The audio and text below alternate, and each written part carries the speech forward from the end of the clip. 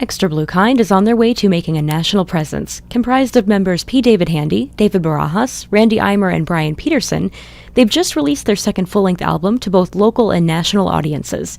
We sat down for a conversation at the Vogue in Broad Ripple one evening before a big show where we started our conversation on the origins of the band.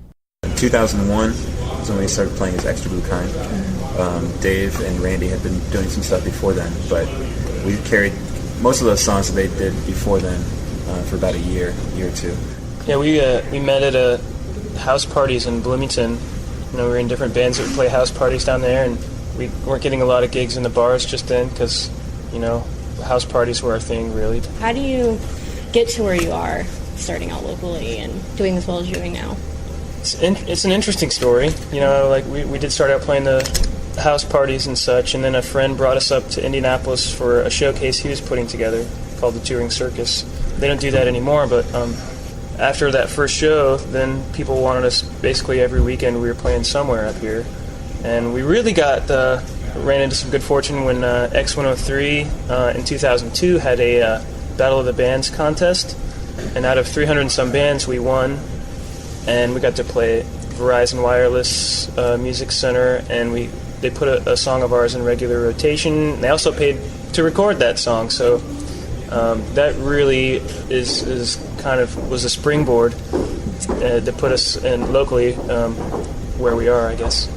Your new album, can you tell me a little bit about that? It's called The Tide in the Undertow. We started working in last October of 2004 with Bess Rudenberg from back in the day from the Zero Boys, and probably most well known as the Pieces frontman. These guys were big fans of his for a while, so it was kind of nice. It was very, very comfortable, and just had our music in good hands. So yeah, I'd looked up to Bess since I was in high school and started playing guitar. The first single, called Make Yourself Useless from the new album, reflects the excellent musicianship and production.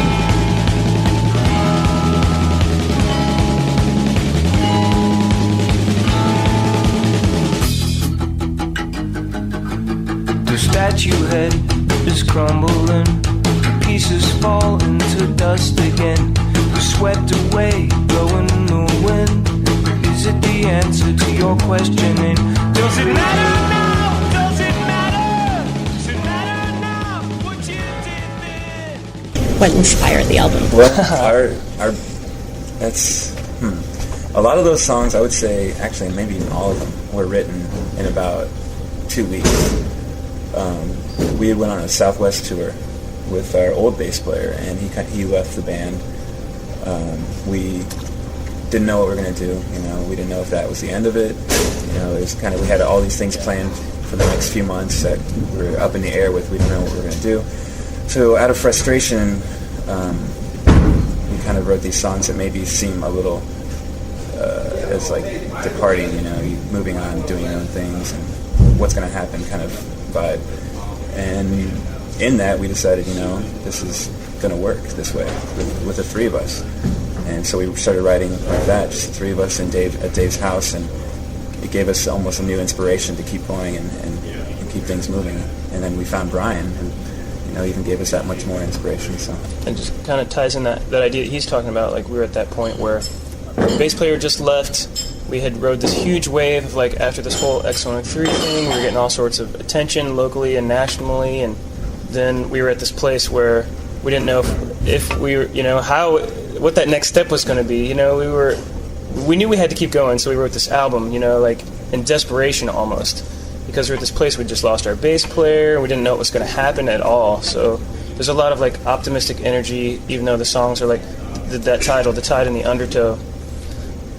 Things ebb and flow in the music industry just like everywhere else. So we had extreme highs, and then we'd washed up on the shore, and then we were just paddling our canoes out again, or surfboards getting ready for the next wave. So it's very kinetic, anxious period for us, just ready for bigger things to happen. So And bigger things are happening for Extra Blue Kind.